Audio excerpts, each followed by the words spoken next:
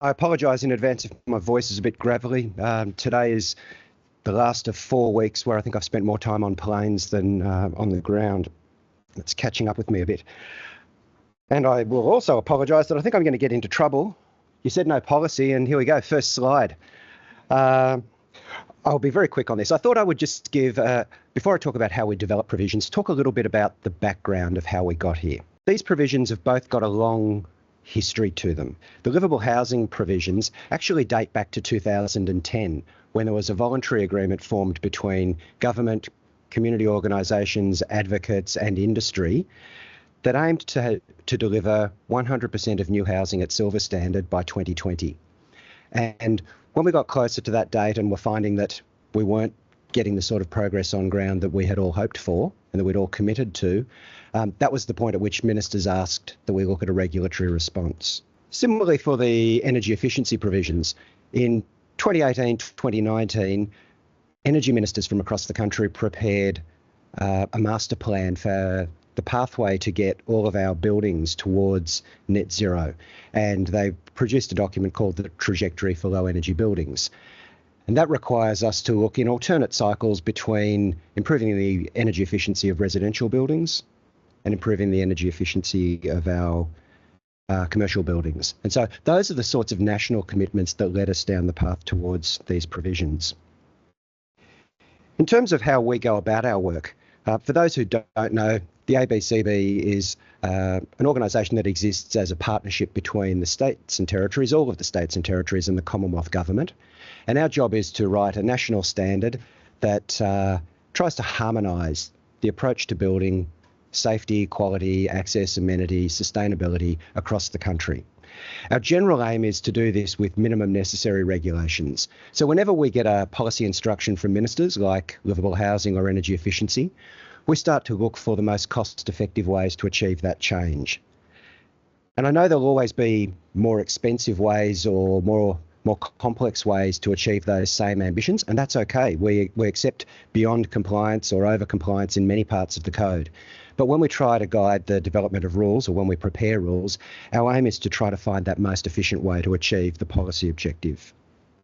So for energy efficiency, just to give you a bit of a sense of the sort of analysis that we do, for houses, we look across each and every one of the NCC climate zones, and we prepare a sample of housing typologies to analyse. And in this case, we look at 10 different house types. So we look at small homes, large homes, concrete slab, stump construction, masonry construction, lightweight cladding, single story, 2-story. We crank through all of those, and we use those to help guide the changes that we would need to make for each particular construction type in each particular climate zone. And so of relevance to Queensland, we had very specific case studies that looked at each of the relevant climate zones. And in fact, our consultation report showed some worked through case studies for Cairns, Brisbane and Longreach. We also had analysis for other climate zones that are represented in Queensland.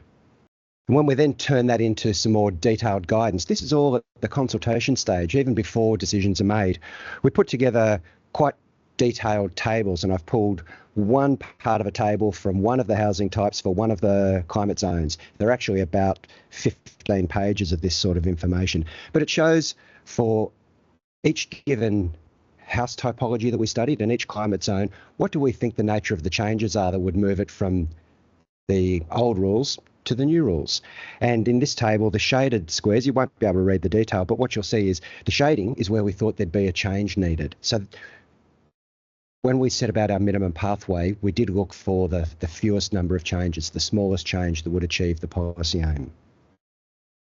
Again, for livable housing, the focus was on codifying the smallest number of changes that would help improve livability. The aim was to do that cost effectively.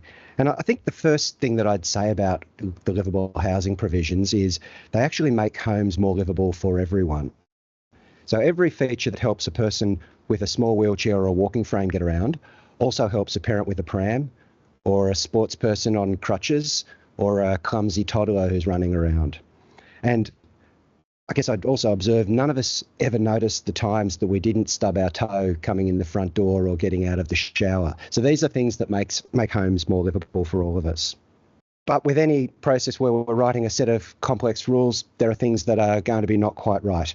And so with the livable housing provisions in particular, after ministers had made their first decision, we had need to pull together an implementation review group that included members of industry, members of advocate groups, representatives of jurisdictions, where we went through and looked at things like the sort of door profiles that were available in the market that would comply or will comply, and made sure that we were able to refine details to make them as workable as possible on ground. That group came together over the course of 2 or 3 meetings. And in terms of the collaboration, I don't think I've seen too many better examples where people came in and said, all right, we've got a decision. We've got some problems that we all agree need to be solved. Let's crank out some practical solutions.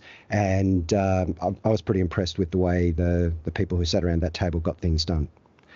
You'll hear a lot today with examples of how to optimise compliance, how to implement these. We also have materials available on our website, and I'd encourage you to have a look. Samples there of 3 different handbooks that support energy efficiency and livable housing.